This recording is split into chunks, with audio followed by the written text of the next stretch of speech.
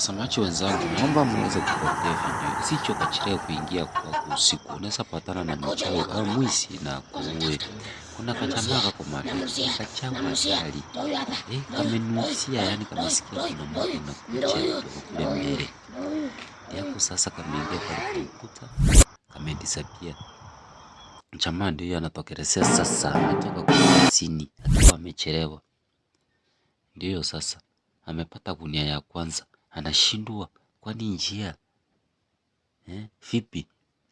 Kwani njia kuna shida gani? Gunia inadisappear tu.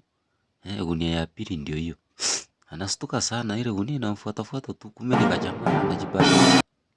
Saa ingine kanakuwa gunia nikamchawi hatari. Huyu jamaa amekuwa na wasiwasi, anashindwa sasa, na nimetoka kazini. Na mbona nimechelewa kuingia kwangu? Sasa nitaelekea wapi? Gunia ya tatu ndio hiyo. Kabla apate gunia ya tatu, amesikia kuna makelele ya mchawi.